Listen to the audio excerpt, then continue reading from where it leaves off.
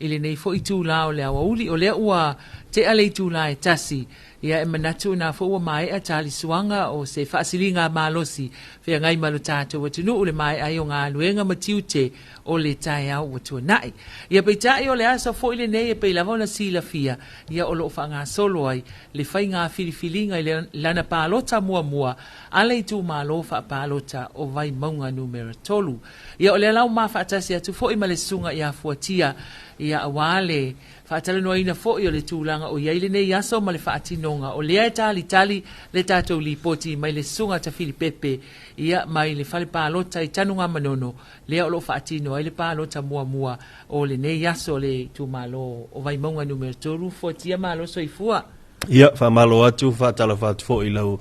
whetalainga mausisi, ia me se fo I o le whaafonga ma le tāpua I maua le tātou tinu, ia I le nei a wauli, ia o le ua tātou te ala awha le nei aso, ia a o whaapena fo I o na whengai le tu malo vai maunga numero tolu, ia ma le lātou whainga pālota I po le whainga whiriwhirenga, ia la fo ia o e tua I le tau whaapo le whetalainga fo ia tawhili, ia ai malo ale on sa le nei aso lau whetalainga maui. Hea, malo whaafitai I oe, o le aso le nei, o le aso, o le pālota mua mua, se lau tolu fulu fuatia, ia I la tau na le stala I pālota I le aso, le la o lo whaatau nuu I le mauta o le I whakasa I tanu ngā manono, ia o na soso o lea ma le aso wharai, le lai whaapea mai le ofisa o le komisi, pe on tā uai se montafa, o I la so umai le I le stala mo le aso le ele mawhai o na pālota, le pālota mua mua, lo na winga, whaatali umai le aso wharaile, pe a tātou tau nuu ia I le manuia, ia o le aso le whaatino, le pālota la I titi le I tū malo o vai maunga numero tolu. Ia o lau whaatali mai ia le tō wha ia tawhili ia mō le tātou li poti whaiu mai tanu ngā manono I le nei fo I vaenga o le auli. Tā lofa tawhili Pepe? Ia, toi whaatalo whantu le whaafonga mai mō le tātou tunu ui le nei fo I tū la le tai au. Ia, o le tātou ripoti lona lua antu le nei. Ia, e pe ona ile whaatinonga o le whainga pālota mua mua po le pre-polling a le tū malo vai maunga numero tolu. Sila sena mai tātou ripoti nei utu ina atu ia I lumo le mauta foi ia po o le malu tāpua I le kalesi e whakasa I la whioanga vai lima. Stasi leo no fuanga ia le foi le awhaatino na I tātou wha moe moe ia mo le aso whareile talatu taiau ia mo le whainga pālota ia a le tūmaloa vai maunga numero tolu.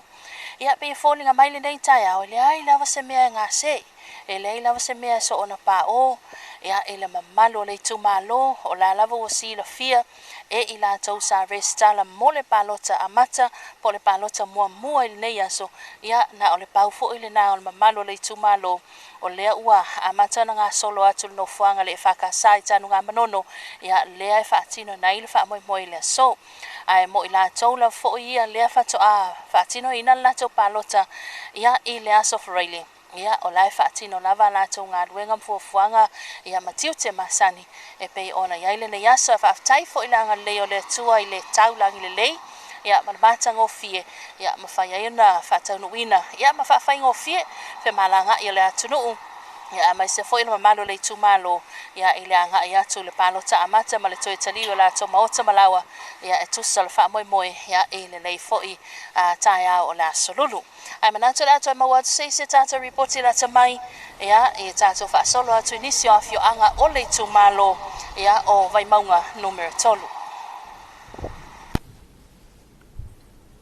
Ia, malo whaaftai ta Filipepe mo le tātou li poti e tu sai fo le whaanga solonga o le tātou pālota mua mua I le nei aso le aso lulu luas fuluiva nei masina o aperila lua afe luas fulmaleono fuatia ia ele ai mai tau atu ia e tua fi mali e amia uma le whaanga solonga o le ngā luenga o le nei aso Wana mai tau mai li poti mua mua maui ia to tele ni so ila to me se lava o nei tina fo mtama mantu o le sa to va atu e fatino la to palota ia fa long mai fo ila o lo eterno fo ma le ftalinga fo ia se montafa ia pe o to tele ila to le e anga va ai le fenga palota nei ila to la to o tatu tunu ia mole anga ia tu tunu I fa fo ia me se fo ila to ia fianga tu mal so I fua o ila to fo nei tina mtama mantu ia au lela e tau fo i le tō whāpulu whetalenga ia tawhili ia il tātou li poti lea i le i maotonei ia e to amalia le tūlanga o loo iai ia le whanga solonga le whainga paluta mua ia le tū malo ia mani tō fo i o le whainga paluta mua ia o vainga nei i le pisi ia e whapena lava i o teilo whato a pisi ia pe o atu i le Safarili ia tātou whale palota ia sa fulmatas Sutas ia tātou whale palota ia le o whaatulanga mo le Safarili a whia lama le whale palota le tanunga manono Malo ia o le nā se fultasi whale palota mo le Safarili whaatasi ia lama whale palota vo ia fuatia mobile booths ia po whale palota whaasavali o le a whaatino ai le whainga whiliwhilinga le tu malo o vai maunga numera tolu i le aso Safarili o le vai aso nei a o le aso ia o lai whaanga solo le palota mua tapunia i le tu lai e tolu i le afia finei ia le whale palota le tanunga manono ia ai mai tau atu le lipoti mua le tai au i le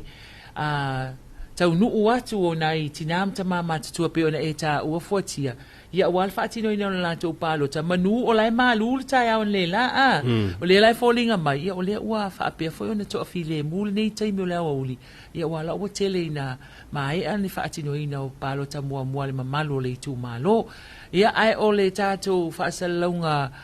le nao le nei foi vainga o le uli tusa o le faanga solonga o le tato palota mua po le pre-polling ale tu malo fa palota vai maunga numero tolu awane ngalo ia te oe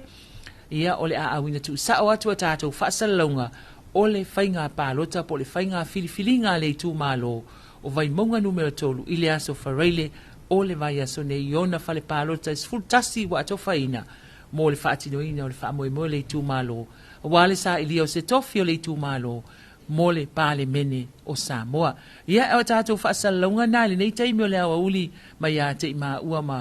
le sunga ia fuatia ia tau ina ia manuia ngā luenga matiu te o whea ngai ma le tatou atunuu ia whapea fo i malo longa o whea ngai ai ma lava singa ese o le nei asolulu whaasoi fua ia mo le nei taimi